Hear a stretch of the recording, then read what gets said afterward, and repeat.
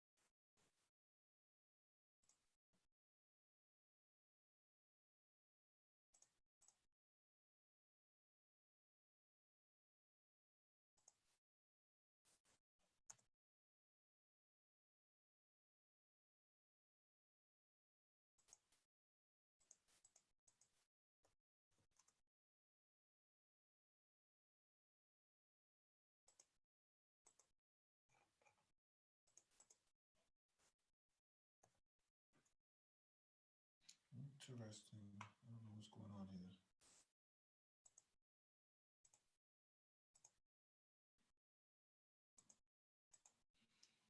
All right.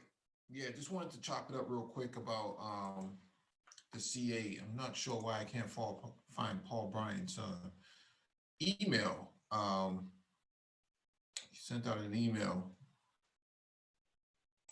Interesting. Oh, I see what's going on.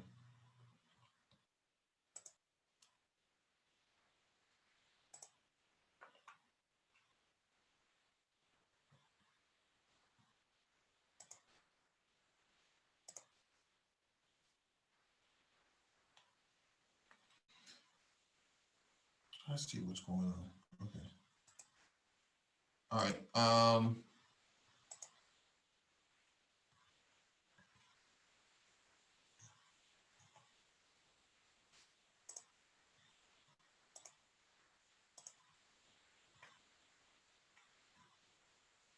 Yeah, so Paul Bryant sent out an email. He actually shared a video from the fast lane.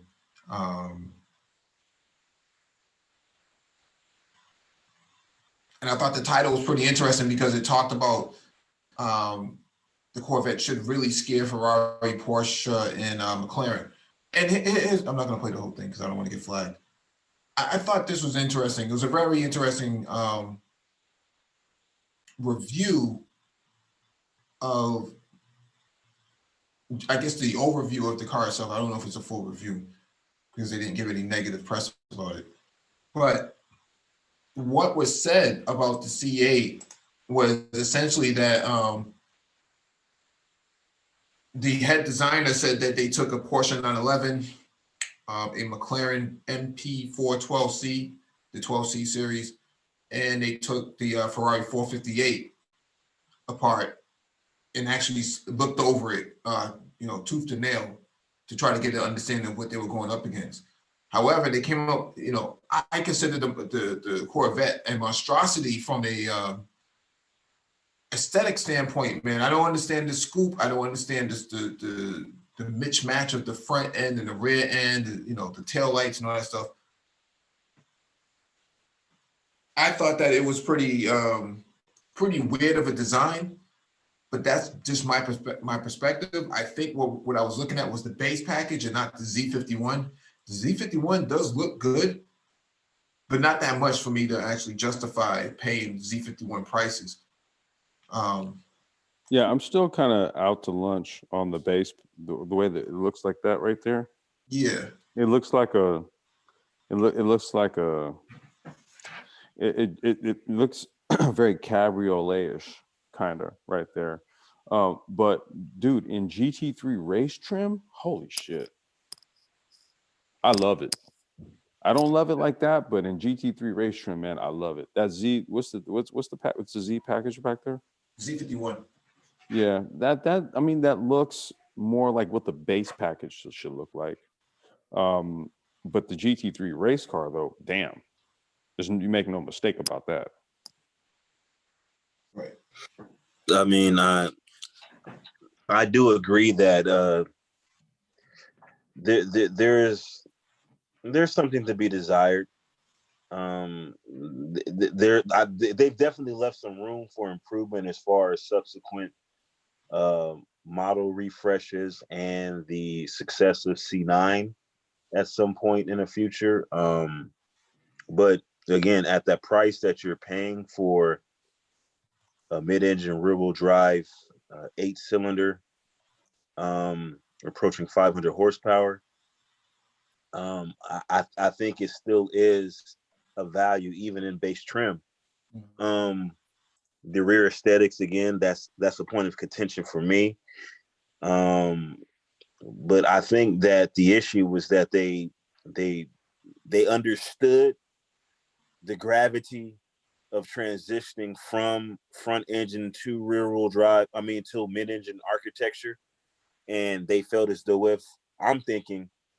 they probably felt as though if it could potentially alienate the core audience of Corvette buyers, and so they wanted to retain some of the elements that people associate with Corvette, in particular some of the aesthetics, even the actual overhead or pushrod engine.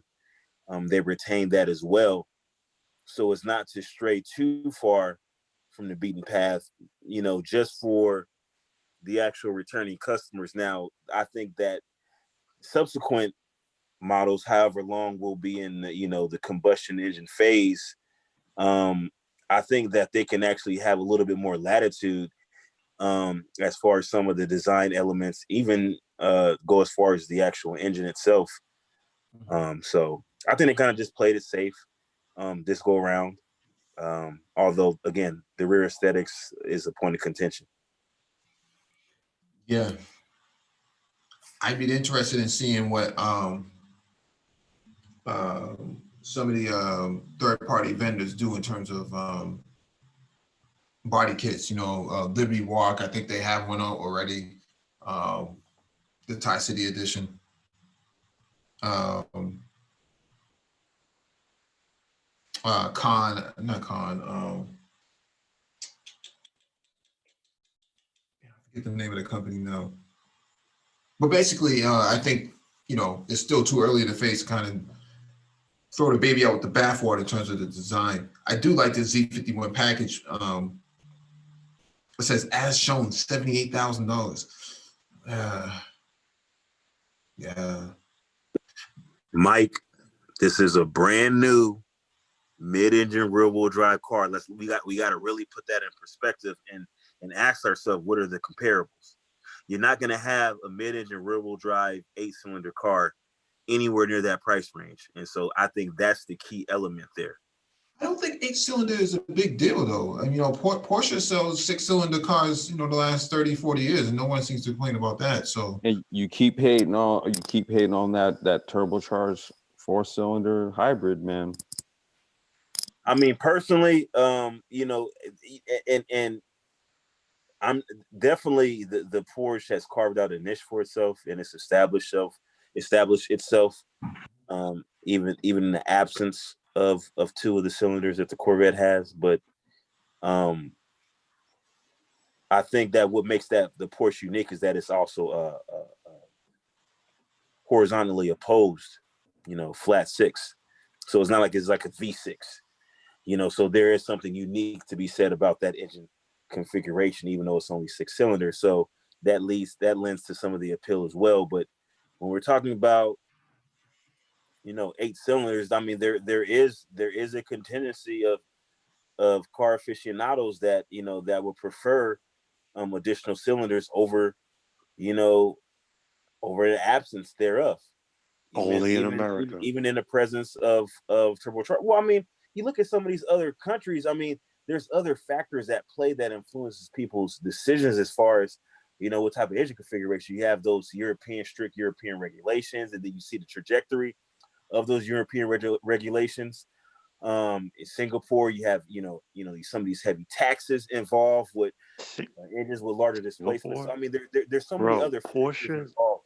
Porsche's place is where it is because of their success in motor racing, not because their engines are flat six versus a V6 versus a W8 or a W12.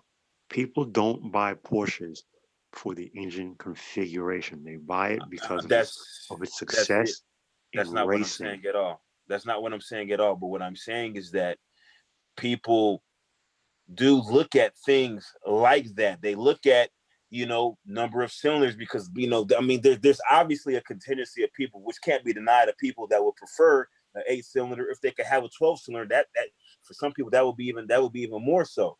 But what I'm saying is that Porsche has made do with a 6-cylinder layout, but part of what lends to the mystique of Porsche is the fact that it's not just a V6, it's a flat six. That's minuscule, bro. That's apples to oranges. Porsche's mystique is its racing heritage. It's not the flat six.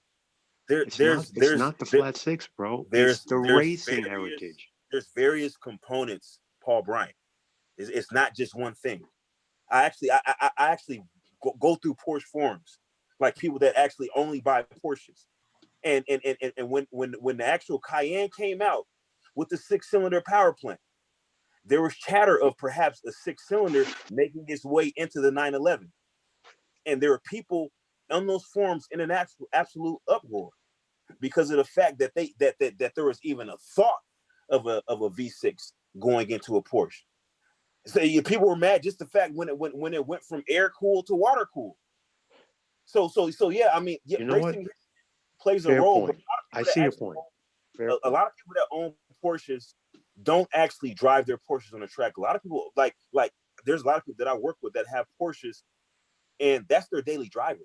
Yeah, but I think what Paul is saying is that the heritage behind the 911 has been the racing pedigree, whereas with the Corvette, it's never really been. That's not the case for them. It's a different sort of culture that follows Porsche rather than what follows. It's apples and oranges. But the assumption is that V8 is big for Corvette owners. That's the biggest thing. That is the largest draw. That is the major component behind the Corvette owners. It's the V8 motor. The largest component for Porsche owners is the racing heritage. Yes, it is about the flat six and the air cooling. All of those things come into play. But the powertrain layout is a much larger component for Corvette owners. For Porsche owners, the largest component is a success in motorsports. With that being said, I see what you're saying when it's regards specifically to the Corvette, as far as it being a V8. Now, the flat plane crank versus the cross plane crank, bro, that's something. Now you're getting so deep into the weeds. I would bet money most Corvette owners, they could care less about that. I could be wrong, but well, I mean, here's the thing, right? When we talk about most owners of any particular of make, even when we start talking about some of the Porsches, a lot of the people could care less whether it's if they can have a 4-cylinder 911 that was cheaper, that they can get into that 911 for a cheaper sticker price, they will be all for it. There's people that probably don't even know what the displacement of the Porsche is that they're driving, because they look at, okay, it's a Porsche, it's particular, maybe even that it's a 911. There's people at my job, again, they're driving their daily drivers, and they really couldn't tell you much about the car that they're driving. Oh, because they're not enthusiasts. They're not enthusiasts. Exactly. So you have a large portion. So what I'm saying is that a majority of the actual automotive consumer world are non-enthusiasts anyway. So, you start getting into certain things that like even if you say Porsche, they're going to offer a 4-cylinder that has superior driving dynamics, that has superior power output. And then people have the choice between that engine and a flat six. A lot of people take the flat six, even though the 4-cylinder will outperform, because they're not necessarily into motorsports to the degree where they're going to take it on the track. But the average consumer is not buying a Porsche. Most people who buy Porsches are enthusiasts and they are repeat customers. So again, we have to compare apples to apples, not apples to oranges, which comes back to the old argument: would a Porsche owner cross shop a Corvette owner? No. Historically, that answer has been no. Now, could that change with this car? That is a conversation. That's a new conversation. That's a conversation that this car brings entirely new merit to that conversation. Yeah. And you know what, Mike? You made a very interesting point. Only speaking for myself personally, this is only my personal subjective opinion. This car, from different angles, it keeps changing. So for me personally, I don't like the rear end. It looks like a Camaro, and I think those rear vent scoops are way too small. The rear wing for me doesn't do it for me, and the side scoop, it's a mid-engine car. It has to have side scoops, but that blade, I think that was bad styling. And when you open that door, that piece of that scoop that sticks out, bro, I'm telling you, uh, people are gonna people are gonna be ripping their pants on that thing. And I don't understand why that scoop has to extend onto the door panel. But hey, Well, again, it's subjective what's up, opinion. fellas? But what it do, Ty City, man? Let me just get this. Let me just get this in. Yeah, I agree with you, Paul. The different angles and stuff like that. That's why I brought the pictures up, because the Z51 package does increase it does enhance the aesthetics, but the problem is that there's too much hot mixing and matching of design elements, man. It's all over the place. Now, the article that I read the other day said that there's going to be a refresh in 2021. So whatever things that we don't like about it now is going to be corrected next year. Well, chaos definitely reigned in a design studio. Oops, that came out wrong. I'm sorry. Go ahead, Ty City, man. Nah, man, y'all got some interesting points, man. I wanted to say about the Porsche, man, that the Boxer really is a integral part of the functionality of that Porsche. You know what I'm saying? And that it sits at a lower center of gravity. It's a tighter package. You know what I'm saying? You mean the Boxster? Yeah. When you look at it, I mean, the engine doesn't have many high points that are higher than the actual transmission or the transaxle. You know what I'm saying? I mean, I don't think there is no getting away from a Boxer design, and especially in the 911. You know what I'm saying? But with the Corvette, I'm telling you, man, the C7 look good, man. I've been seeing them, man. I told you I seen that baby blue one. I seen a baby blue one, man, and I was like, damn, man. Yeah, that Grand Sport, man. That's I watched Savage Geese's video twice, man. He said that's the sweet spot, man. You don't need a Z06 to be driving around in. And you know But what? Mike, I don't like the. I mean, we don't know what the long term driving is going to be like for the Z06. I think that I don't like those supercharger setups that they have. You know what I'm saying? It's just too compact. I don't think it's moving enough air through there. You know what I'm saying? I think over time, man, they're gonna have real problems with those. Go ahead, Sutra. now, Mike, Yes, sir. I know you don't like that base model, but from this angle, I mean, that's the thing, is just so inconsistent. Like, this angle looks good. Even at the base That model, angle, it it looks like a transformer. No, I'll tell y'all exactly what it is. Come on. I can tell y'all exactly what it is. What you seeing right here, this color, this white, is allowing shadows. And a lot of the other pictures you can see, like in the darker color, doesn't allow those shadows. Yeah, you're right about that. Yeah, Oh, you know what? these areas should be carbon fiber, and the wheels should be black. This not car too is any of this quickly car, bro. starting. This car is quickly starting to remind me of a chick that wears a lot of makeup. Oh, wow. Oh, here we go. Here we go. Are we talking to Triz, or is that complex? Man? That's complex. That's complex. Hey, complex, right? I'm gonna tell y'all right now what this car needs. this car need a big wing on the back. Well, here I we go. told no. I told you. doesn't. If you look at This the car- GT, does, if you bro. look at the Better styling, GT3, Woo. look at the GT3 race version of this. It looks like how this car is supposed to look like. Bro, What the reason why this car needs a big wing is because this car is damn near BBW. Shout out to Obsidian. This car is damn near BBW.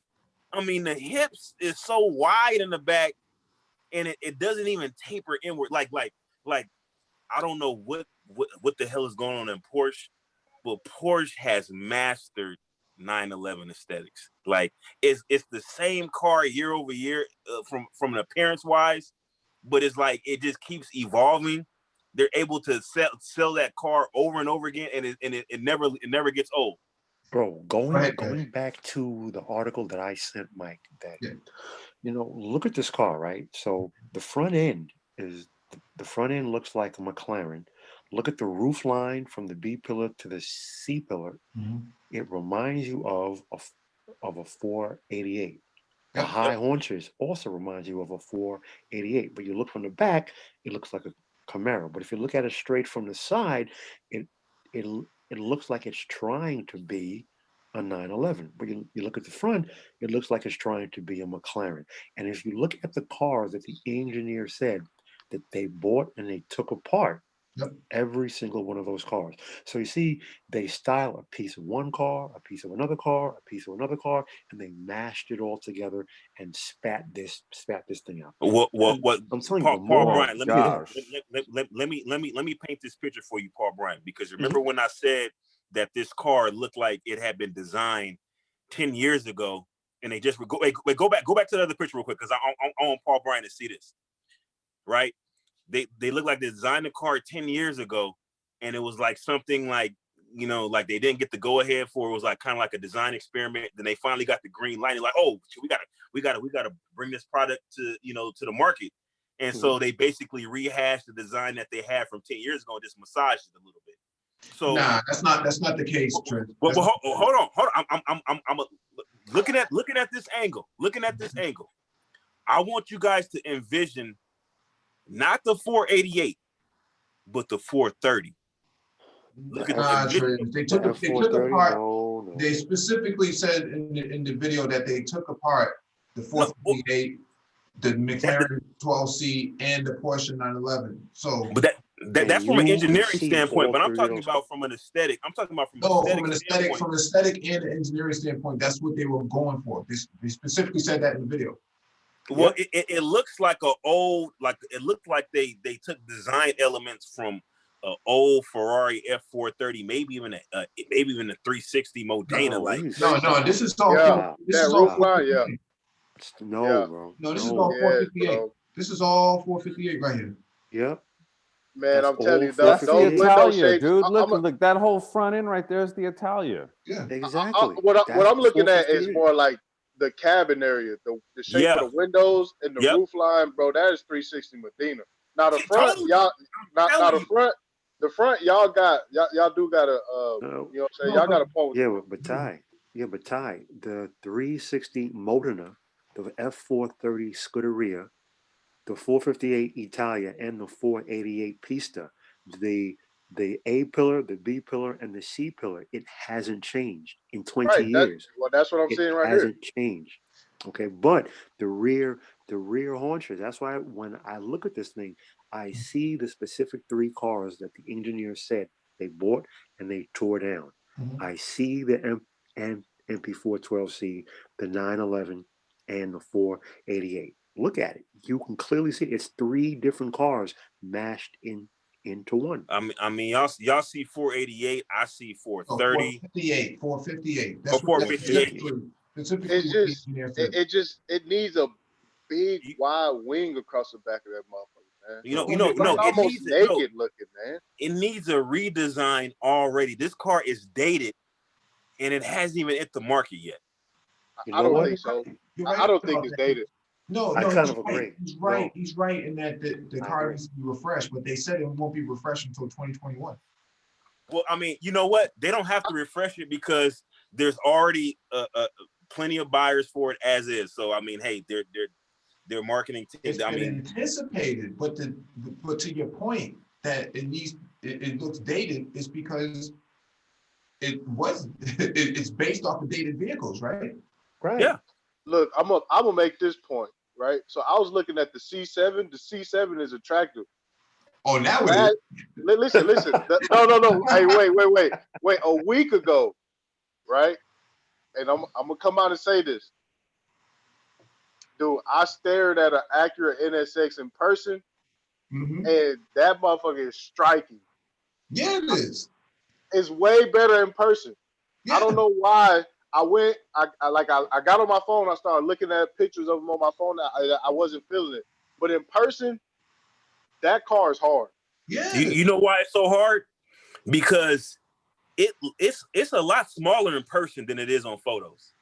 It's tight. So, It's really yeah, tight. it's small. It's like and then when you see it, you see how like from certain angles, this Corvette can look like it's still front engine from certain angles. But Yeah. that NSX is unmistakably a mid-engine. Just the way the proportions are, they got it spot on. You know what, Trish, to add on to your point, to really add on to your point, Mhm. if you look at this car, forget the C7, just take this car on its own merits. The styling, there's nothing striking or distinctive about the styling. This blends into any other mid-engine car. It's not styling. It's not striking. So the more I look at it, it's really becoming more and more bland to me. It really is. But you know what, Paul? The Audi R8, bro. It's like an art piece. You know what I'm saying? The piece down the side. Exactly. It's not too much. It's not doing too much. You know what I'm saying? Exactly.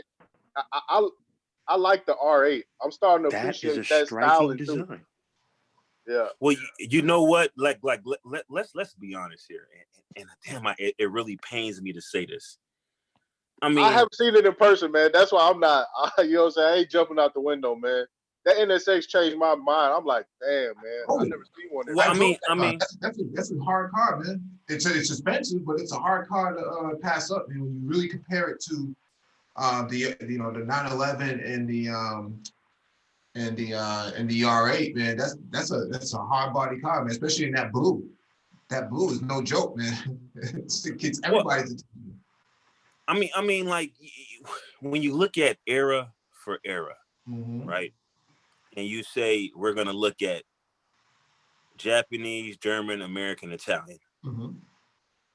When has American? How frequently can you honestly say American was at the top as far as this pure aesthetics? Pure aesthetics. Mike, hit that red car. Hit the red one. Not since the 1960s. Yeah, I mean, but even in the 1960s, can you honestly say, like, when we start talking about Ferrari, we start talking about Jaguar. Was America really on top? I mean, as far as aesthetics, like, who had the most desirable car? Bro, I said not since the 1960s. But I'm arguing that even in the 1960s, you could. Some people would say that America still didn't have the most desirable cars from an aesthetic standpoint. I'm not going, bro. I think America was they messed up when they let BMW come in, and then they double messed up when they thought they was gonna share platforms with the Japanese and let them have a small share of the market. Wait, hold on, wait. Time out. Nobody messed up and let anybody in to anywhere else. The Germans and the Japanese and the Italians were designing more desirable vehicles. Okay, so the actual mess up is where the big three it was rested partnerships. on their laurels. It was partnerships. No, Dodge, Mitsubishi. No. I think Ford, Mazda. I think that was a mistake. No, Ty City. I think he's saying overall that the desirability for a European car was on its own merits. Absolutely. It had I'm nothing to do not. with those parts. No. I'm saying that was separate. The European those partnerships Those partnerships were already after the fact. Those were American responses trying to latch on to what the foreign competitors had already brought and had already moved the market in that direction. So those partnerships were desperate last-ditch attempts to grab onto something the Americans gave away because they did not create products that were matching what the foreigners were. That's Well, what you know, happened. to Ty City's point though, That's what I'm saying. The Ford Carrier, like the Chevy Love Toyota collaboration, like well, hold on, because think about it, right? Chevrolet got the Geo was it the Prism? yeah, these were mistakes. Well, no, but I'm saying, okay, so they basically got a Chevrolet Corolla. That was probably one of the most reliable cars Chevrolet had. Then we start talking about the Eagle But that's Talon, what I'm saying. But what I'm saying is 10 to the 15 Dodge years. Stealth. Listen, Those were some of the best cars that they had. But Triz, 10 to 15 years before that, Dodge was already working with Mitsubishi, making Conquest, making Staria, the same cars. Yep. But they only did the deal so the Japanese could have share with the actual car lots and stuff. But that was a mistake. Oh, okay, I see what you're saying. Yeah, That yeah, was a mistake. yeah. I understand that. I understand what you're saying. But the Japanese, on their own merits, put themselves in the position to where Americans wanted to do business with them. Wait, hold on, go back, Mike. Because they recognized people were buying superior products from Germany and Japan. This is from the Chevrolet website? What website is this from, this picture? Doesn't this red one look like a 488? Yes, this is the wheels. It's the wheels too. Look at the wheels. Those these were Ferrari wheels. No. These are the same wheels that was on the other car, but these have a different finish. Yeah, I understand. What I mean, but like you only see like the actual 5-spoke is really like more pronounced, so it looks more like a Ferrari style wheel. Well, it's in a different light too. But to your point about it looking like a 458, yeah, from here, that whole entire fender, the aesthetics up front, and that A pillar. The A. No. You know what it looks like? You know what it looks like? It looks like one of them for Ferrari kit cars that somebody's trying to sell on eBay. Nah, I mean, we can call Meek Mill. Maybe he might be interested in buying it. But the point that I'm making here is that they really botched this whole entire scoop right here, because the Ferrari, even the Lotus, doesn't have a scoop like this. It's blended in perfectly. Okay, Mike, would you take that in the body color if it wasn't black, if it was red? No, bro. No, it's the whole thing doesn't need to be there. It's similar to what Audi had a problem with the R8, the first generation, with the tri-blade, the side blade. There was no need for that side blade to be there. Although it made it unique, it really didn't serve any purpose. And you're noticing the second generation, they got rid of it. Yep, it was gone. And this is even worse, because if you look at the videos and if you look at the pictures, when you open the door, that piece literally sticks out and forms a nice sharp edge. I'm telling you, people are going to be ripping their pants on that sharp edge. Paul worried about people, man. You're a good dude, bro. Man. That is a horrible design. I cannot believe somebody engineered that. That design is horrible. You know, I think they tried to. One of the things I think is they tried to retain too much of the previous generation Corvette's styling language, as opposed to, you know, I don't see that, Triz. Like when the front neither do variant at some point. I don't see any of the C7 in this car at all. No, I think, can we pull up the GT3 variant at some point?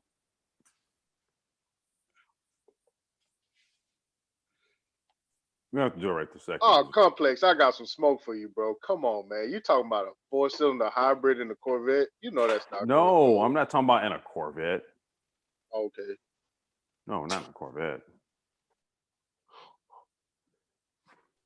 I, I, I see Corvette in the front, like those front views. I see Corvette. What front views are you looking at? The previous, the one that were two side by side. Oh. Not that one, the other one. That one too, kind of. And then like in the one previous to that, the picture before that one. That does not look like a vet, bro. I don't know. I No, I don't see C7. It's not a vet. Yeah, it's not a vet. No, I'm talking about I'm talking about like just like the front, like kind of like the front facial look. I see vet in there still. Where? The C7 had zero styling cues, bro. Yeah, I'm not seeing Zero. it either, Trey. So you can't tell by looking at the front of that car that that's a Corvette. No, if you remove that badge, the first thing that I'm thinking of, okay, this has got to be a McLaren or somebody new, because I see styling cues of the McLaren and of the McLaren MP412C and the 488 and the 455. More I so don't the think- 455. I don't think the a Corvette. 458. I'm sorry. I don't think a Corvette ever actually had a grille or those large openings. You know what I'm saying? That's not how Corvettes are. You know what I'm saying? This is like a whole different machine. Well, they had that piece ever of that piece in the front that had where the license plate would be for depending on the state you're in. Only the ZR1 had massive openings out on the side. Even the Z06 C7 didn't have that. Yeah, Only I mean, ZR1. I still see Corvette, especially when you consider the actual LED arrangement on the headlights.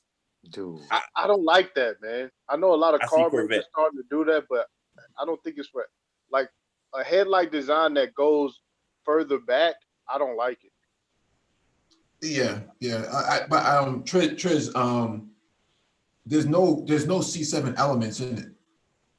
none at all. Except for the mirrors. The mirrors are C7 elements, but even that is not a determinant. I love those mirrors. Those. The only thing is they don't fold in automatically, which is a shame. I don't know, man. Come I on, just man. got a different eye, I guess. Like. Well, I you can see the threw up translation. a image of a car that looked like a U-Haul truck, man. Yo, that was a classic, man. I was trying to question. I'm glad you reminded me of that. I had to put some Visine in your eyes, man. Listen. When the association I was making was because of the color schematic. Oh, and that was the same as the dog on U-Haul, and I showed the proof. It was plenty of people in the chat that agreed with me wholeheartedly. You photoshopped your own picture is what you did. Cut it out, bro.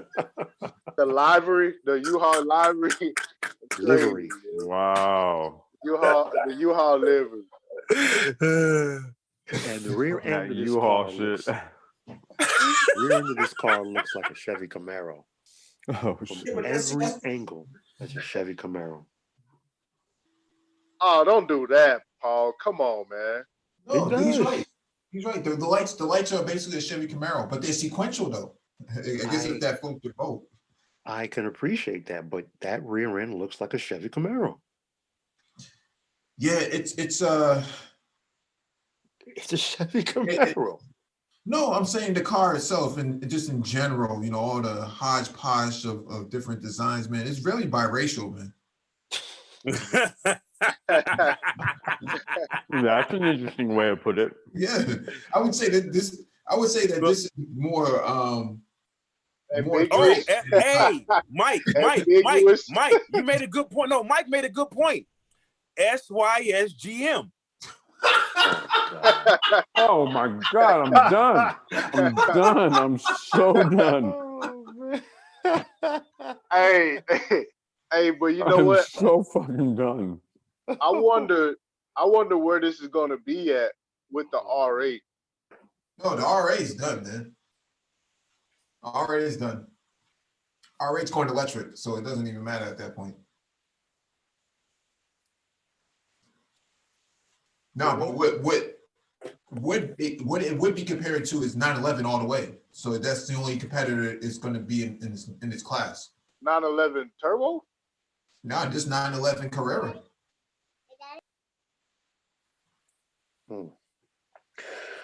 That's a problem. That's a problem for Porsche. So I'm sorry. Go ahead, Mike. no, I was just gonna say it's a problem for Porsche because okay, you sell the Cayman 4-cylinder. Okay, you can probably justify a GTS, but even at a GTS's price, it's like hard sell. And so you would have to, offer a 911 either at a lower price point or with more amenities for the same price point. GM is just putting a thorn in everybody's backside at this point because they don't know what to do. How do you counter it? They are, but I don't know. The look of this thing is really starting. I think what's going to happen, man, is that I think so the hype is going to die down here, and I really think people are going to start scrutinizing the shit out of how this thing looks. I don't think so. Like I said, look, in GT3 race form, this thing is gorgeous. Looking at it right now, though, given what it's supposed to be up against, dude, it's not okay. I'll say this: it's losing in the looks department. I'm seeing we're looking at all these different pictures. In white, that thing looked like a goddamn transformer. I wouldn't say that either. Say I had a transformer. I don't back think it's losing in the looks department. In race trim, I agree. I think we've seen a lot of it before. No, exactly. Three different cars are put. Yeah, that's where I'm at with it. Into one. This car, listen, the car is pretty. I will give it that. Mm-hmm. But there's nothing stunning. It doesn't stand out. It's not. It's you know where it looks like a McLaren, like right there. Like we're talking about from the midsection, right there. Yeah, right there. Yeah. Exactly. Like that little thing right there. Exactly. Yeah. But what I'm saying is this look is gonna wear. It's gonna wear thin real quick. It depends on the package. It depends on the package. Complex. In GT3, it was not going to wear thin at all. But this shit right here, base, like I don't know. It's not going to sell well. It's not going to sell well in a GT3. But see, y'all forgetting. What I'm saying is that's the only way that this thing looks gorgeous. Okay, but you guys keep forgetting, right? I want to say, what's the numbers? The Thai City, is it 40% of Corvette buyers are women? Yeah, but I think it's gonna be some weird number. Yeah, I think it's gonna be different with this one, bro. But look at that price point, man. Listen, you're gonna see a lot of women in these Corvettes. You think they're not car enthusiasts? They don't care what they're gonna take the base model. They'll buy the base. They'll buy the base, yeah. And so when Complex buy his used model, wow, he get the base model. Shots fired. No, use GT3 former factory race car. Yeah, I'll throw it back out on the track as a privateer. Sure, y'all do that. Okay, so there is from a mechanical and engineering standpoint, there is one thing about this car that I sent when I added in the email when I sent out the article. The biggest question that was answered for me was how GM was going to make money on this car. So everything on this car is brand new. It shares no parts with any other GM vehicle. However, the R&D that went into it, they spread out across the entire company. And there are a few parts, like there are engine components and transmission components and relays and regulators and motors and intakes, things like that they can share with other vehicles and spread out the costs. So we read an article saying that to me. You're forgetting GM will make money on this car even at that price point. And I am surprised given the amount of R&D that went into it. But you know what? Well, we read an article saying that it was using the get rag from Porsche. I mean, it just what the transmission. The actual. You mean Getrag? Yeah, the Getrag transmission. Yeah. Wait, but you know what the actual said it was from Tremec. Yeah. But either way, Ty, whether it's Getrag or Tremec, those are two separate companies. They have nothing to do with Porsche. Well, that's what the article says. The same part number. Well, the actual what Gotcha, Paul gotcha. Bryant sent, that actual video that Paul Bryant sent basically said that, you know, in addition to some of the parts that he mentioned, like certain things like airbags, that they're able to share across platform, that they're able to, what they have the ability to do is buy in bulk. So they can buy in extremely large numbers up front and get a Right. substantial discount as opposed to some of the smaller manufacturers, which is the reason why I ain't gonna try to get into it, but you know why I have my reservations about Mazda's decision-making processes. So that's what I was talking about, that same concept, economies of scale, and how they're able to amortize the cost because they're able to buy in bulk. And that's something Yep. that GM can do. Exactly. To an That's extent, Mazda can't. well, to an Stop. extent, to an extent, they we don't know how much they spent on this vehicle. Because if Toyota is saying they would have needed $1 billion going into the Supra, I can't imagine what they spent on this. Oh, No. this car put together with automation. I'm almost 100% Oh, convinced. absolutely, absolutely. They use automation and they use. They shut down too many plants, But and they here's signed the a key. short-term deal with the UAW. That's a Here's the very key. short-term deal. Here's the key, Mike V. Mhm. I think they started designing this car several years ago. They admitted that the first development mule was actually up and rolling 10 years ago. They said that And then, in so the article. Paul Bryant, what did I say? I said I think this car is a 10-year-old car. Triz did say that. He did say that. And so, but check this out though, right? Mhm. So $1 billion today, how much is $1 billion today 10 years ago? What, 850 million, 700 million? So you got to think about, like, if you're designing a car, What year I guess did relatively speaking, you know, but did the 458 Italia come out? 09? Exactly. So I mean, but Triz, they made money off the C7 Stingray. Come on, bro. They probably was in profit when they decided to press the button on this one. We looked at the numbers on those. Remember, they sold about 50,000 of them the first year, and then after that, every year after that, it goes down shortly, right? So it went down. Next year, it went down to like 30,000, and then it went down to like less than 20,000. By 2017, 2018, it was down to less, right? So, the first year out is where they make their money, and every time after that, man, there was losing out on it. So they moved a lot of numbers, but at the same time, if the trajectory for Corvette is the same, they're really going to be hurting for this one because they need to sell as many as possible on this to keep pace with the Europeans. Because if the Europeans end up going electric, they're screwed. They put a lot of money into that engine. Nah, I mean, something like this is gonna move, bro. It's gonna move. It's gonna move, but what happens if everybody goes electric and they're blowing the pants off of this? Because don't forget, Tesla still has their Roadster coming. That's an excellent point, bro. Excellent point. Well, I mean, we also have to think about the Bugatti ain't even got nothing for that 2020 Roadster. All right. Nothing has it though. But the Bugatti has the appeal of having 16 Bugatti has a price tag of over 1.5 million more dollars than a 2020 Roadster, and a 2020 Roadster will hand it its lunch. Yeah, but the people buying those Bugattis don't care about that, man. That's what I'm talking about. Yep. I'm not even gonna front. The fit and finish in those panels are perfect. I know it's probably like a show car. In what panels? Yeah, he's looking at. You see the size of those panels. You see the size of those panel gaps.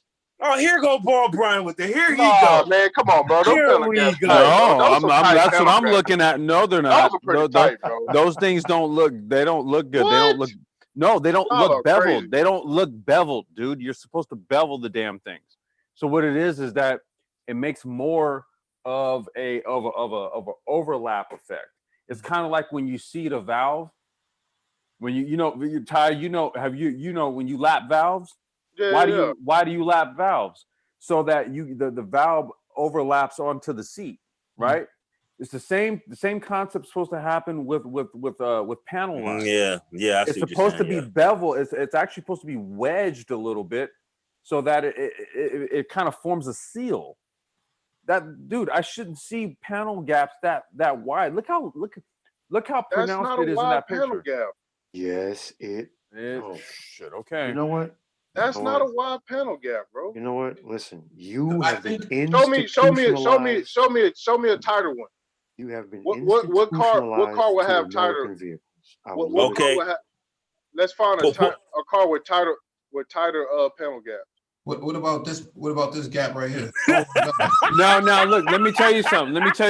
Here's the problem right there. Here's the problem right there. Here's the problem. I can see it right there. Now, there's the gap between the fender line and the bumper line. Okay, so you see the one that runs horizontally right there, and then there's the one that runs vertically, the hood line.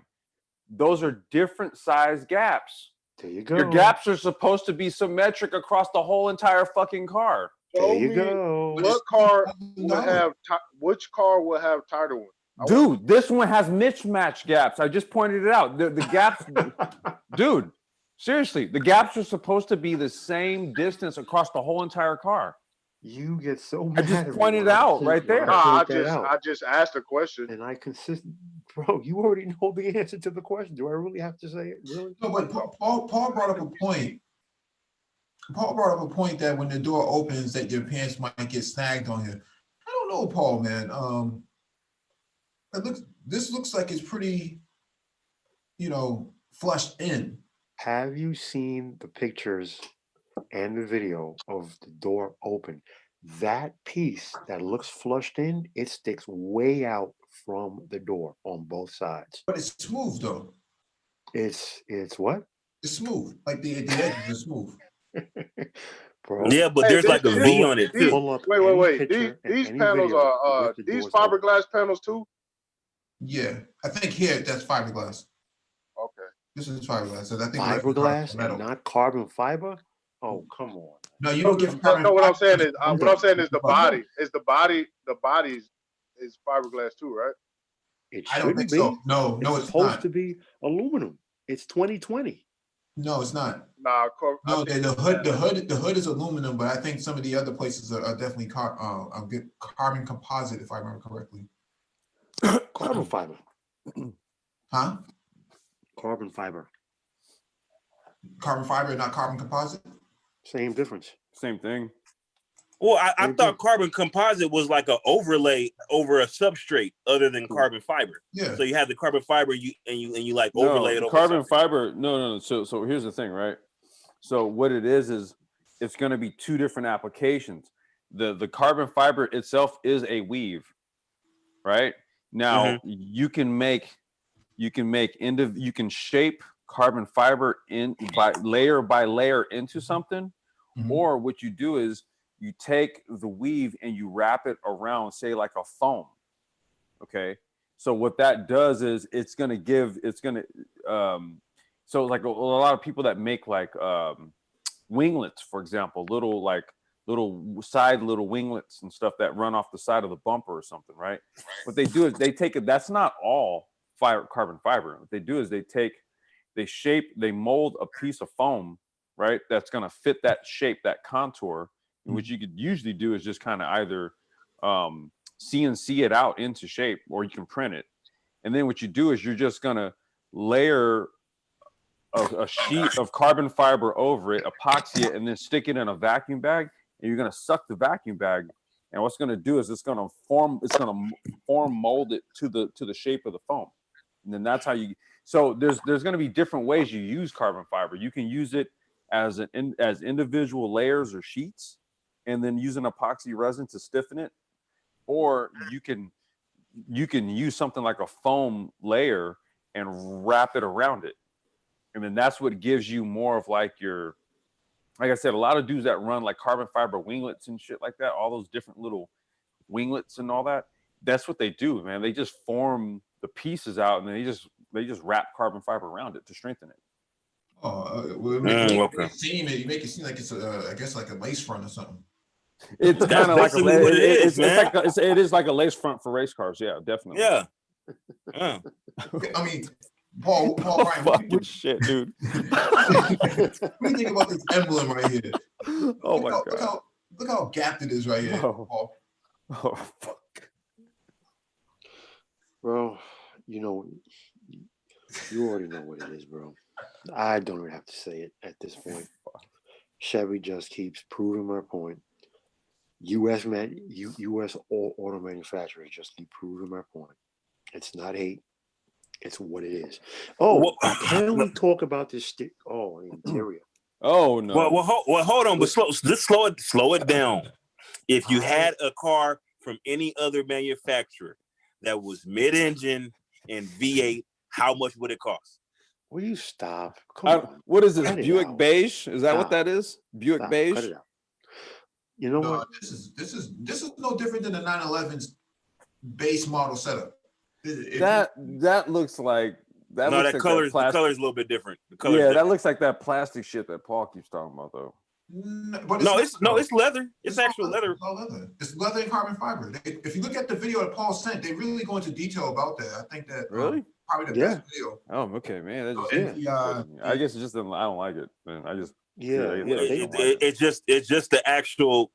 I'm sure the actual grade of leather is like maybe like a tick down from what you get out of Porsche, and then on top of that, no. The color is a little bit off. The color's not the same. Let's keep it real. It's sneaker leather. It's not what you're gonna get in a Porsche. Look at Paul Bryan is on one tonight. This is sneaker leather. But to GM's credit, and to Mike's point, they said anything in the interior that looks like leather is leather. Anything that looks like metal is aluminum. So I will at least give the credit for that. Now, me personally, having grown up in the 70s and the 80s, I am permanently scarred from GM in interiors where wood was fake. It was fake. It was a freaking plastic, a sheet that was glued on to plastic. Anything that looked like chrome or metal or wood was fake. And the leather, I don't know what it was. It was rhino skin or something. Whoa! So I had a 190E. I don't like chrome on the interior of a vehicle. I don't like any metal, any chrome. I like real soft leather or real wood or carbon fiber. That's just my personal tastes. Well, I had a Mercedes 190E, and I know that was not real wood. So don't act like GM was the only one that was doing that freaking fake wood. Well, they did have the dead forest out there in Germany. So, to Paul's point, in the video's point is that they stripped down the 911, and so why I made that point was that it has a lot of accents that are very 911-ish, very Carrera-ish. So you see a lot of the highlights by the color and the just the structure of the environment itself. It's not really all that much different. I would say that this console though is very reminiscent of the Cayenne and the Panamera. But I think the Cayenne and the Panamera had like a double bar type deal. Like that. They take a lot of the elements out of it. But I agree with the video that the passenger really has no control over this area. It's like a captain's area. Good. Sit over there. Don't touch the radio and shut up. That's what the passenger supposed to be doing when I'm in my C8 Corvette. Like especially if it's a female, you bet not even look over here at this doggone driver's area. Stay over there in your lane.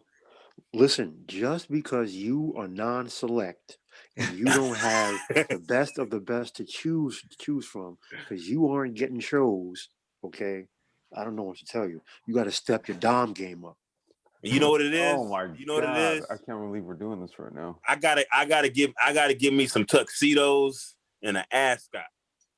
Okay. Then I'll be select. All right. Let me bring it back onto the rails. Personally, I think the roll buttons is a gimmick. I think it might have worked better if the buttons were flat across the console. Raising them up like that brings me back to some styling that it brings me back to some styling of cars that reminded me of something I saw from the 60s, early 70s that GM played around with. They brought it to market, didn't do well, and just killed it really fast. So I look at it and I see attempts here.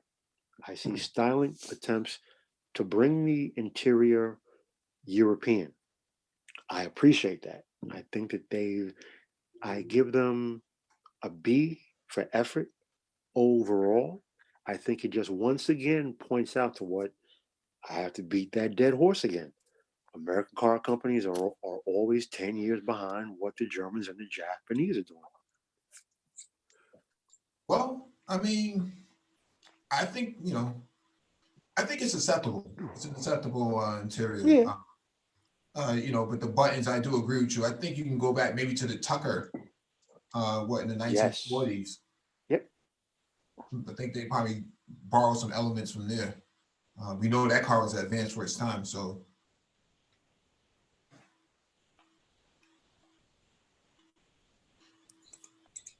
But when you go get an oil change, man, you're sitting right next to the guy in the Avio.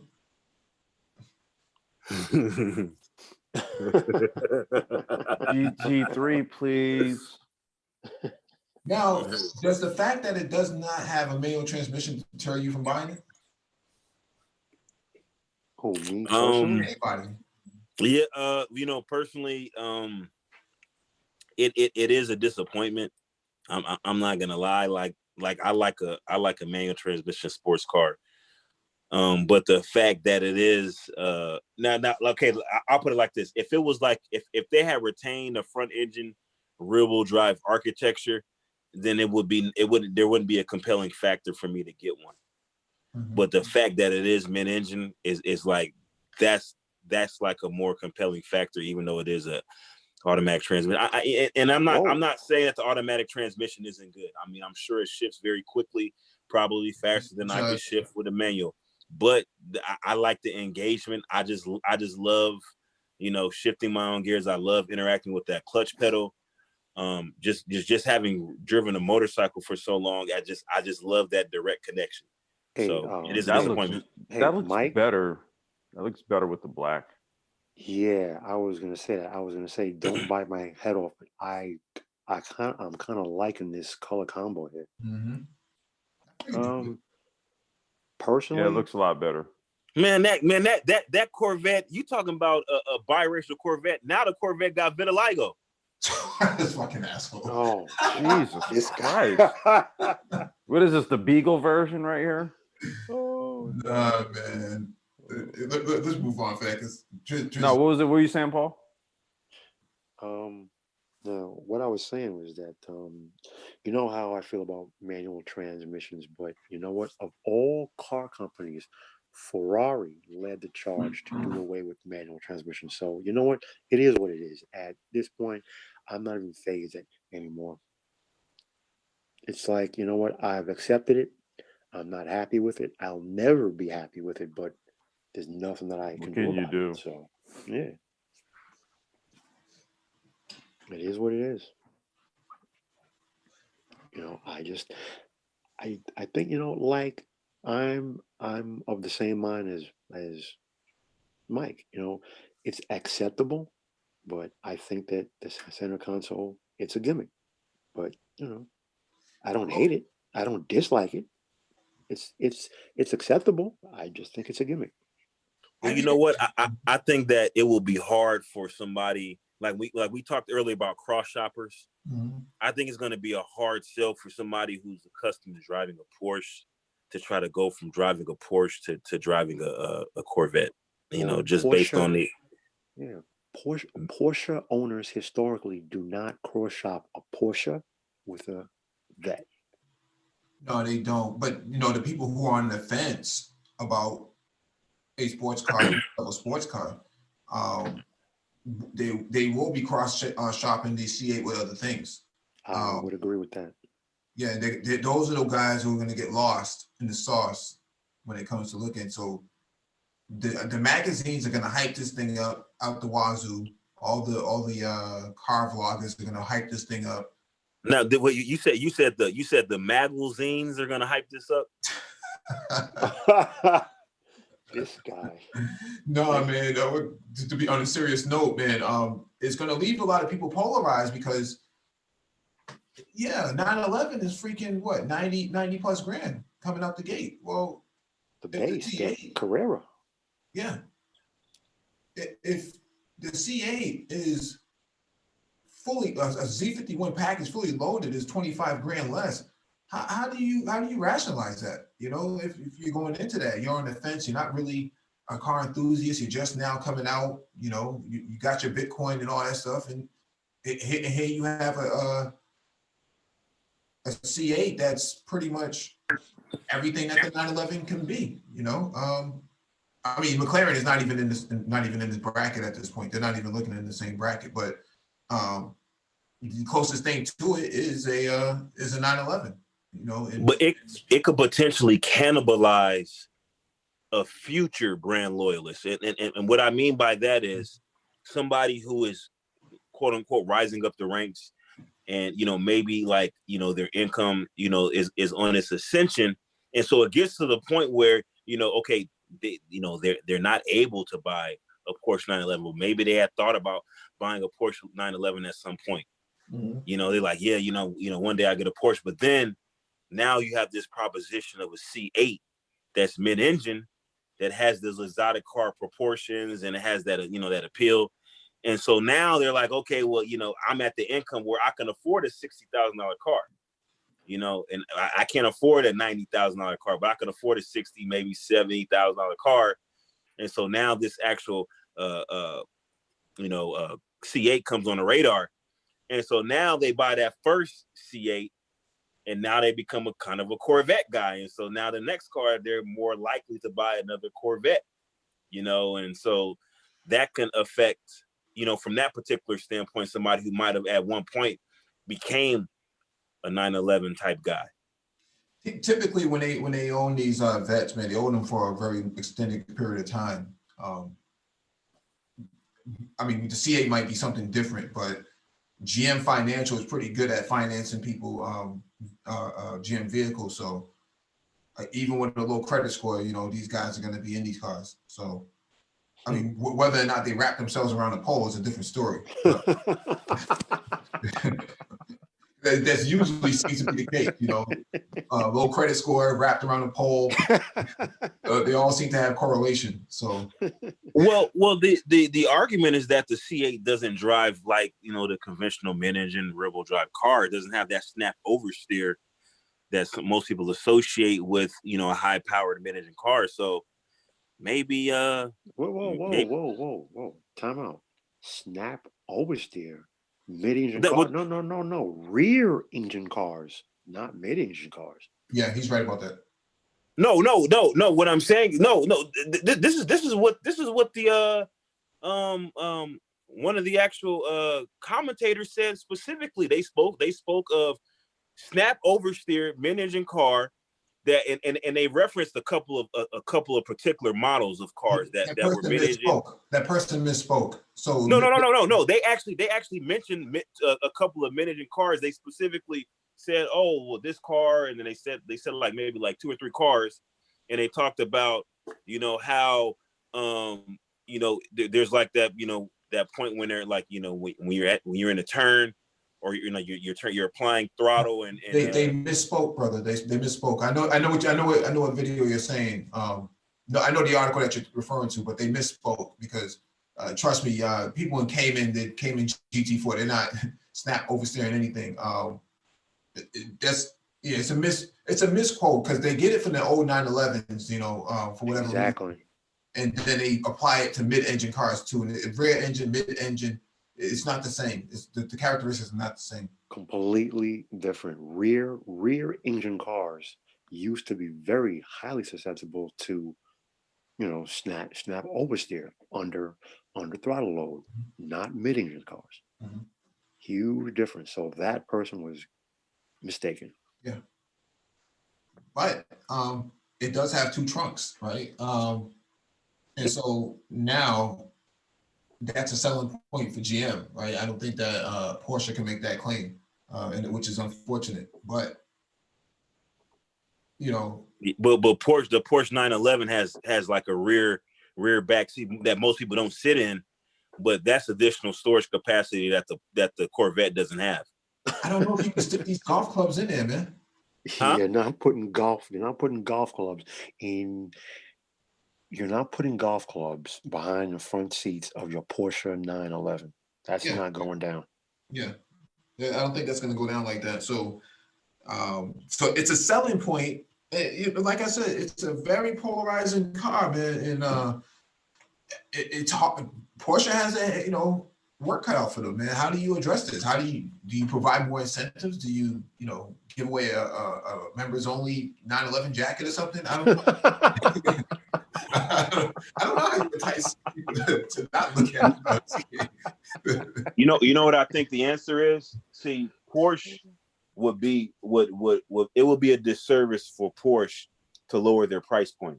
So what they'll have to do is they'll have to include more standard features that were once options that you had to pay additional money for.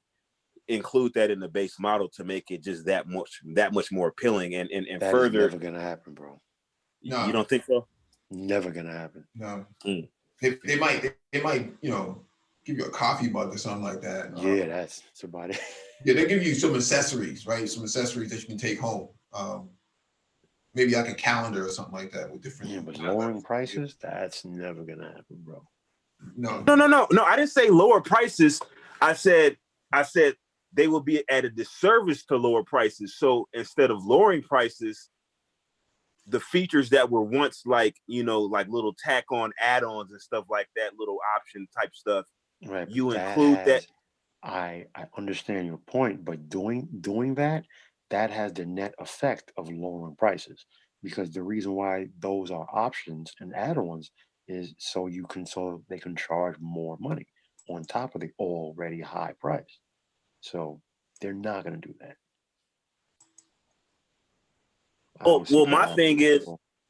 My thing is that Porsche has a lot of latitude because they already have. I think Porsche has some of the highest profit margins on vehicles that they sell out of pretty much all, barring some of the more exotic car manufacturers. I think they have some of the highest profit margins on the cars that they sell. Yeah, but particularly the 911. Porsche, that's true. You're right about that as a company overall, but Porsche has a rather unique advantage because Porsche is a part of Volkswagen. So Volkswagen, Porsche, Audi, Bentley, Lambo, and Bugatti. So basically, everything can be amortized. Anything that any one part does can be amortized across all the parts. So Porsche has every one of those car companies enjoys a unique advantage. On top of the fact that the overall parent, Volkswagen, is already a major volume sales leader. So every one of those brands has a unique advantage that nobody else has. Mm-hmm. Mm-hmm. Yeah, Which but is why, go right ahead. Which is why the CEO of Volkswagen Group, he admitted that every Bugatti sold, every Veyron, every Chiron sells at a loss. Every single car sells at a loss. Bugatti has not turned a profit in years, but they can absorb that because the R&D, they spread it out amongst the all the vehicles that the company makes, and every other brand makes so much money that they can afford to keep that as a loss leader. And in fact, he says that Bugatti, basically anything that they want in terms of R&D budget, they basically have a blank check because they generate so much money in what they bring back. So again, unique advantages for every part of the Volkswagen Group. Mm-hmm.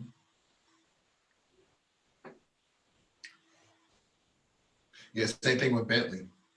They kind of borrow a lot of parts from Audi and Volkswagen inside those cars. So Rolls Royce and BMW does the same exact thing. Yeah. I think they use a 7 Series transmission and so on and so forth. Yeah, see, I'm looking at this part. I'm not seeing his you know, I'm not seeing where his joint see, is. Yeah, do you see how that thing sticks out? Okay. I don't know, bro. That's Well, you know, nowadays, Paul, people wear skinny jeans. So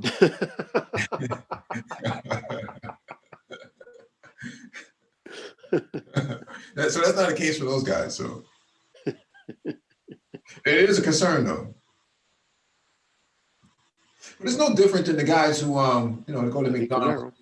They go to McDonald's and order the hot apple pie, you know, and scold the roof of their mouth. Soup McDonald's, right? the Nürburgring.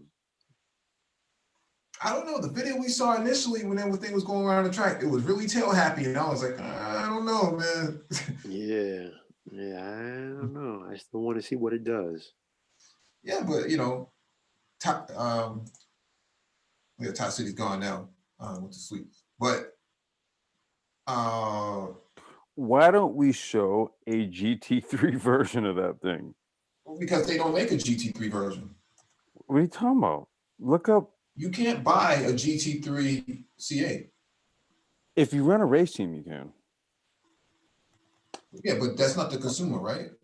It's not the consumer, but I guess my whole point here is that the race car it has the correct body alignments, if you will. Like the stuff that we were nitpicking, they fixed it on the race car. And that's the only reason why I wanted to just illustrate it. Does the race car have doors? Yes. Like, I mean, doors It's that a open? GT3, dude. No. It's a factory. That's a factory car right there. No. What I mean is like a lot of the race cars, they will like fuse like body panels and stuff like that. No, that's only NASCAR, bro. Dude, this is a GT3. That's a factory shell. Only NASCAR cars have fused door cells. That's literally a factory shell. So then it's going to have the same body panel gaps that you guys are talking about. No, not necessarily, dude, because the car it's entirely re-engineered.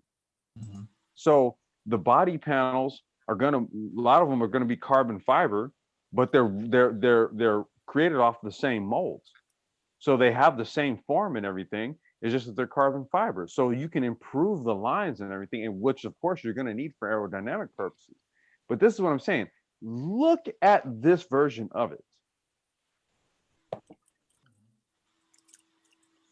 Now, I'm just saying you need to then reverse engineer a street version of this car from this. This looks too much like what the production car.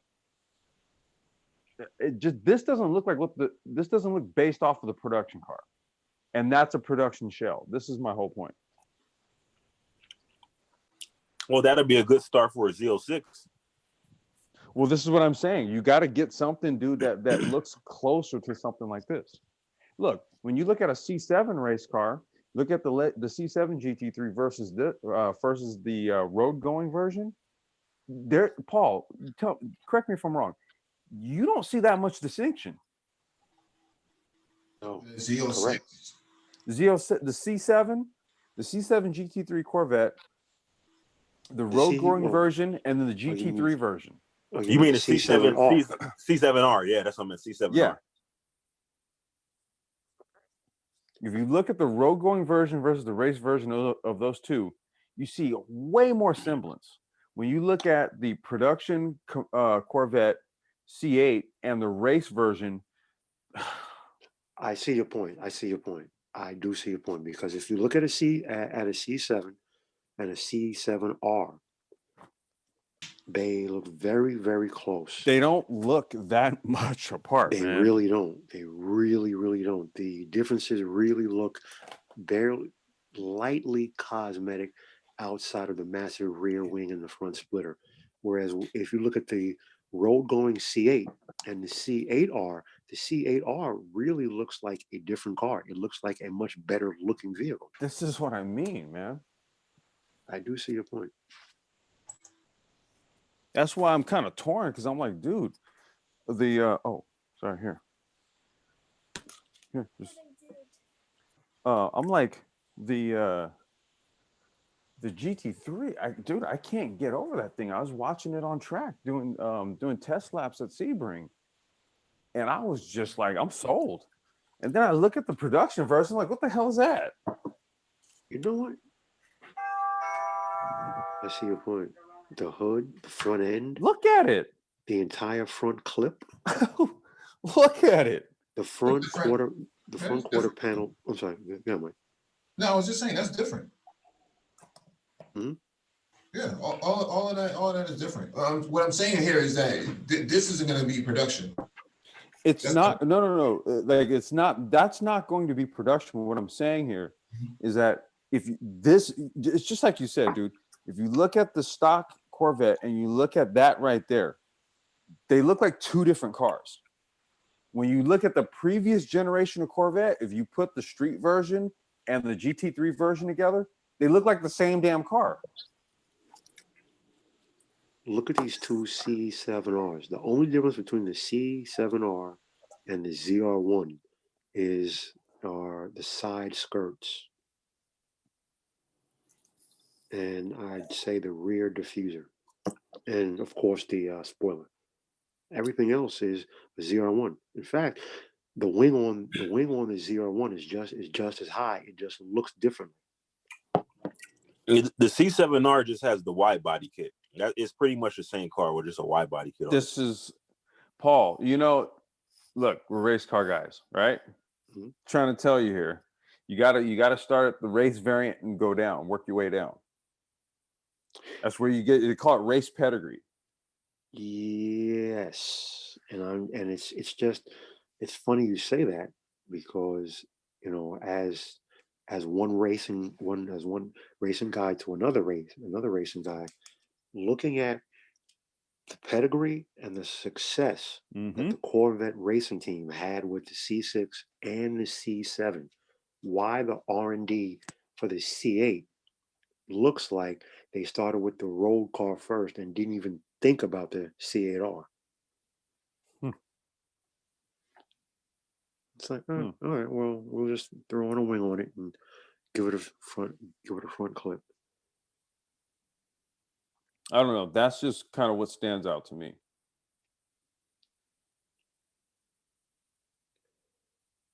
The fucking race car looks gorgeous. Yeah, it does look good, but I don't see this being sold. And the guy said it is. That's all I'm saying. I don't see it being sold that way, because no one's rushing out to buy a GT3 RS because it looks that good. Dude, I'm not. That's the thing. I'm not talking about it from buying this car. That's not what I'm saying here. Is that the way this car looks, the street version should look more like this. And I'm pointing to the C7 as a perfect example of this. Right. That's why I'm shitting on the production, the base model, like all the product. That's why I'm like, dude, this car is looking uglier and uglier to me, and the only thing that looks good about it is the race version. Exactly. That's the, you know what? That's the same exact thing I said at the start of the stream. The more and more I look at it, the more and more it's starting to look ugly to me. Yeah. Well, yeah, because it's very pedestrian, but I think that's to be expected. Because we saw the pictures last year. I mean, it was no surprise as to what it was going to look like in pedestrian. Yeah, but Mike, but then we go back to pedigree. Was that the same case for the C7? Was what the same case? The sentiment that we get now, like I said, if you compare this, which version of it was that, Paul? The ZR?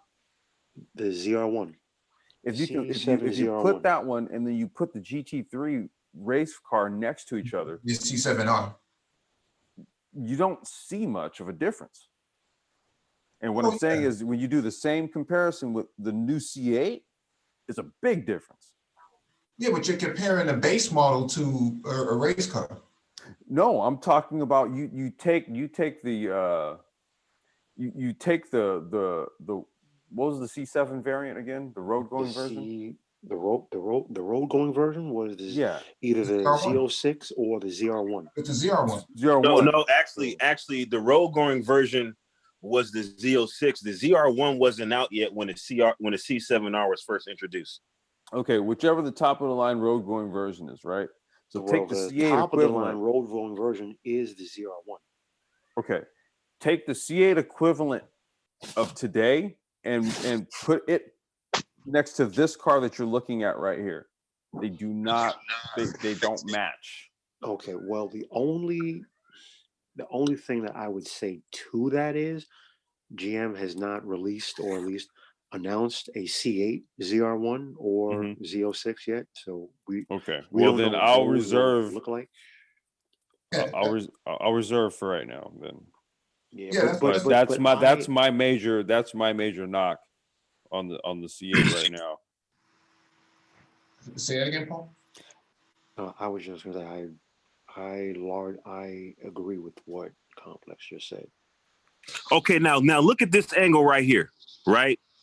This is what I'm talking about when I said I see C7 in the new C8. That C7R, I see design elements that they've incorporated into the C8 as far as the front fascia is concerned. I see like an actual lineage type connection to the two vehicles. It's vague. Emblem? Dude, You mean emblem? Beyond the front splitter, I don't see it. I don't see any C8 in that. That has a very squared front end. When you really look at it, the C7, the C8 has a very triangular front end. Yep. Yeah, they specifically said they tore down the 458, Trish. So there's nothing in relation to this. When I see the C8, I still see Corvette. Man, I don't want you counting my money, man. Wow. Wow. No, I think that I mean, this is supposed to be the C7R, but I don't remember this. At least I don't remember these lights being on there, but I could be very much wrong about that. But I don't know if this is a 1-for-1 with the Z06, because the Z06 is basically a Grand Sport with a supercharger. Well, again, the C7R, just like the C8, they have wide body kits. So you actually look at the width of the cars. There is an actual difference. I don't know how many inches it is wider, but it is definitely wider. Yeah, so it is. So well, that's going to give it a different appearance. Yeah. Well, when you say wide body kit, that's a bit of a misnomer. Yeah. The actual track was wider, so it didn't have a wide body kit. It had wider fender flares to accommodate wheels that were actually wider set. Mm-hmm. So a wide body kit is cosmetic. Wider flares are structural to accommodate a wider track. Right, and I don't think that this was available for. This was not available for on the Z06, right? The C7 Z06, right? No. So that's what I was referring to earlier. That it would be extremely difficult to make that comparison from the C8R to the base model, because there was no frame of reference before. Which is why I said, and I will concede the point. Let's see what GM does when they release a C8 Z06 and a C8 Z01. Yeah, I mean, because there's been rumors, and it's always rumors, but they're saying that the actual Z06 for the C8 will actually be wider. I'm not sure if it's actually a wide body kit or actually a wider track, but the actual rumor mill is saying that it will be wider than the base model. So that would be an actual departure from their, from their previous trends. Mm-hmm. Right. Because that would mean that they have a road going version that more closely correlates to their track version.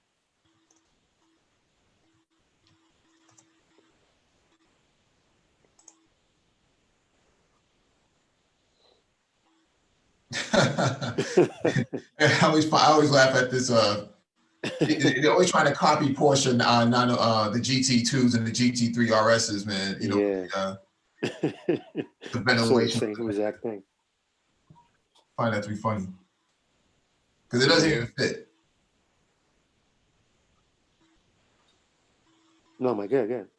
No, I was just saying that it doesn't even fit. It's really just I mean, I guess for GM's sake, man, I guess they tore down the GT3 RS as well. I saw a video some time ago where I think Ferrari called out somebody, maybe it might have been Ford, for buying their car, buying an Italia or something like that some time ago, and it was like we know who purchases our cars and get some down or something like that. I forget who bought it, man. It might have been it was one of the American brands, and they were laughing at the Americans for buying their cars and copying it.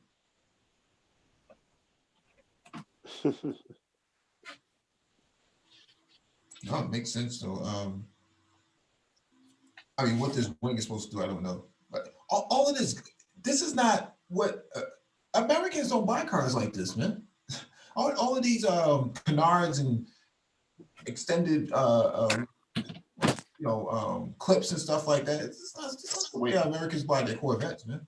They don't, bro. They don't. In fact, the C7ZR1 is the first American car that had those. Mm-hmm. Yeah. Yeah, it's a European look. And the American car companies, they certainly don't make it. And the American customers who buy it, they always buy from the Italians and the Germans. Yeah. The Germans. Here's the Tie City edition. Stanced out. Oh shit. Fat lace.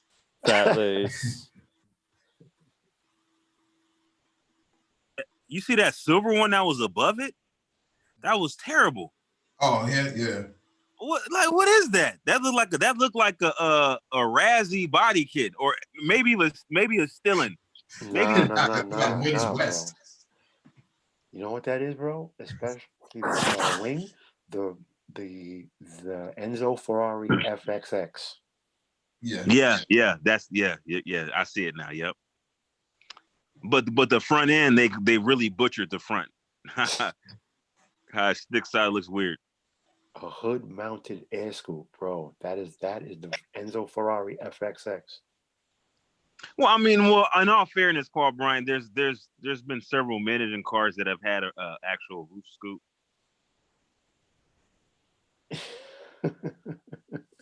I mean, we could even go back. We can even go back to the CLK GTR had a roof scoop. Yeah, and the CLK GTR was a race car. You couldn't buy it and put it on the road.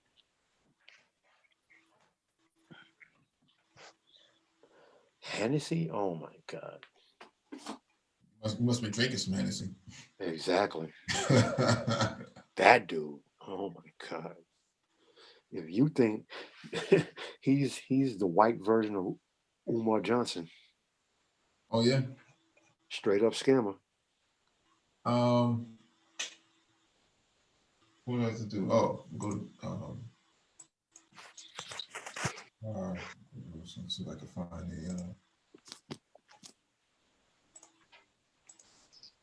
let's see what's that.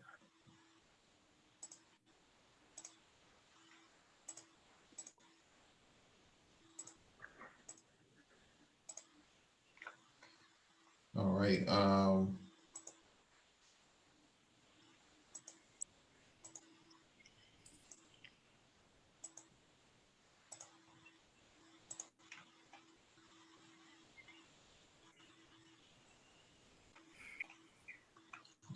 Grand Sport.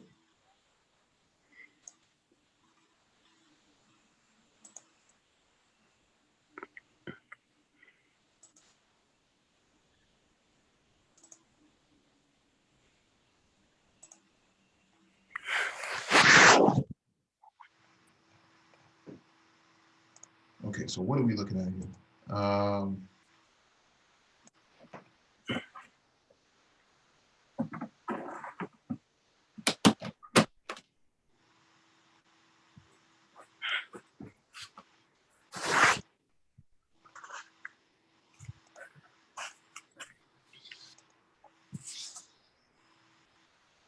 Yeah, I saw something similar on the highway on the way to work. What is this guy doing? Oh, That looks like some type of wide body kit, doesn't it? boy, you need to go to the Dollar Oh, General. Just to this guy. Go down to the Dollar General, man.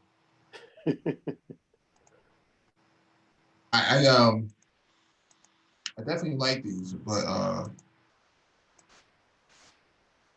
me see. I worry, man, that these cars get clapped out, man, by the time they get traded back in.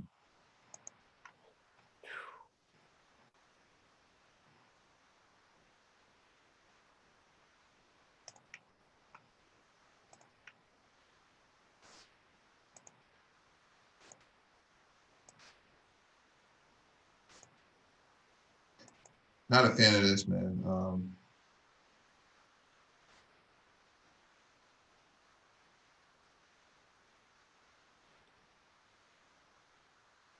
But it does show that, 43K for I mean, that's brand new.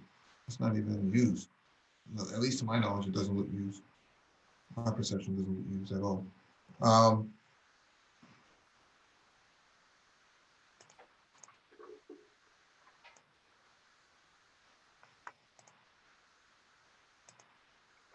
That's Triz's favorite color too. Miata orange. No, I like red. I don't like cars. I like red cars, red sports cars. Mm-hmm. Candy apple red Mazda Miata with a nice little bra on the front. Actually, my Mazda Miata was silver. I'll have you know.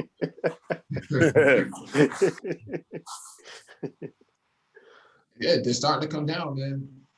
They're starting to come down. Give it about 6 months. You'll probably see them down there below 40. Gentlemen, I am going to run. I will see you downrange. All right. Safe travels.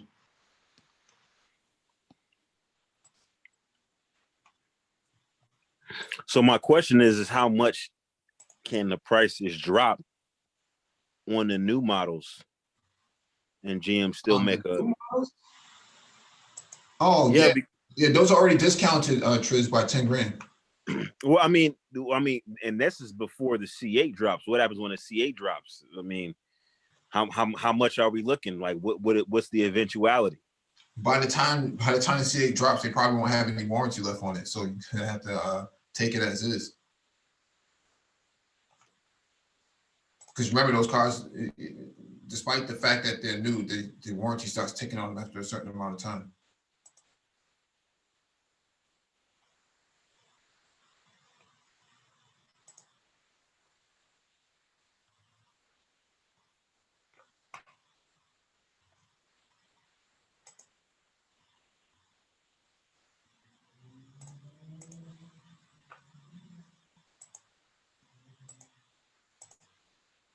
That's the color you want.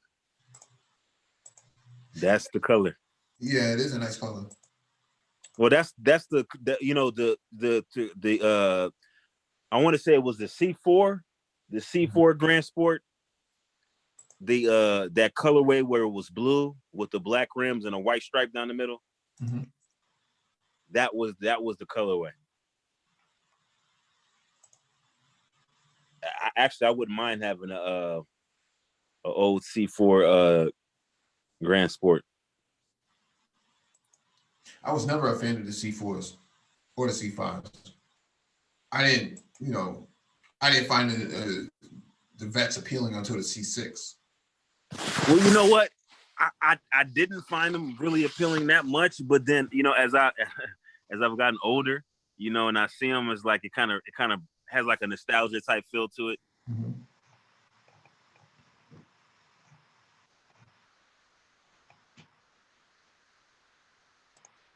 Yeah, but this gives me a good frame of reference to hit it from.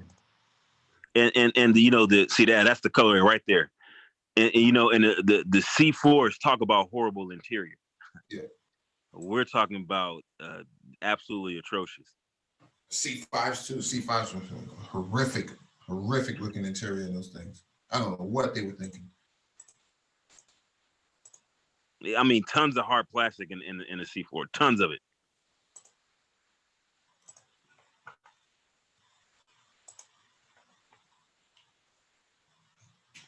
Let me see. There are all those and hopefully Z06.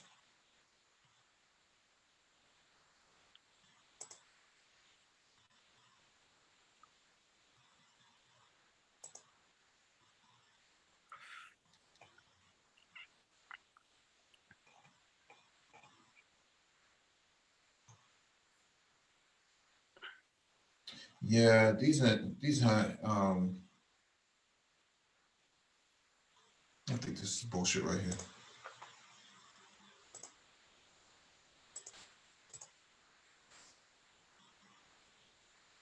See, something's wrong with that thing.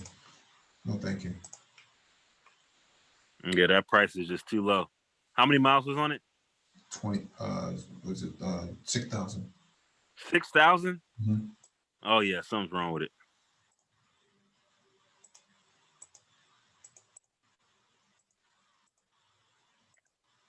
What model is it? Is this a Z06 too? Supposed to be. At that price? Interesting.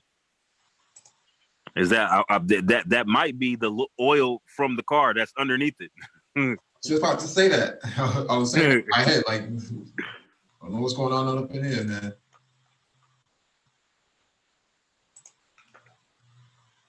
Well, it said reacquired by manufacturer. That something might have been fatally wrong with that car, and they got sent back. Or maybe they didn't pay their bill. First came to their car.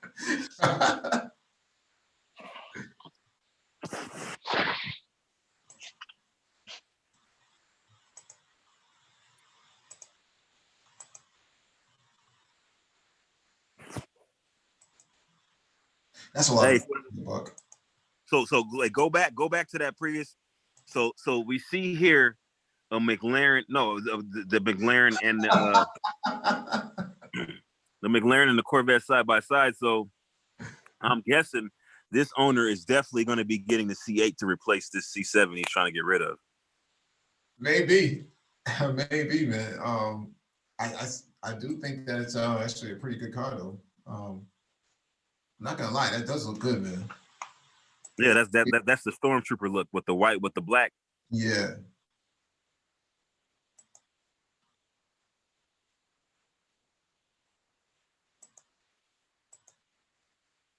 This is Z06. So, but like Savage Geese said in his video, man, you really don't need a Z06.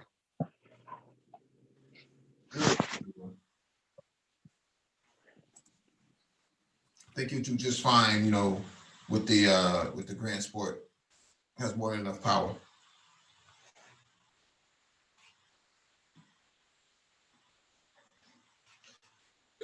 For some people, it's just never enough, in their mind. Yeah. Because what happens is somebody gets the Grand Sport, and then at some point down the line, they're gonna want to get a supercharger because they just have the itch to modify the car. So, If anything, you'll probably modify the software first, right? You do a software upgrade first, like firmware upgrade first, if anything.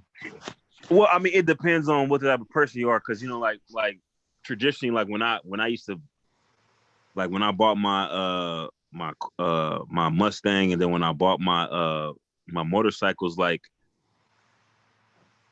I was modifying it like off the lot. Like matter of fact, like my motorcycle, I didn't even want to drive it. I had my friend, he had a trailer, picked it up from the dealership on the trailer, drove it straight to the shop. So, you know, it just depends. Certain people like, you know.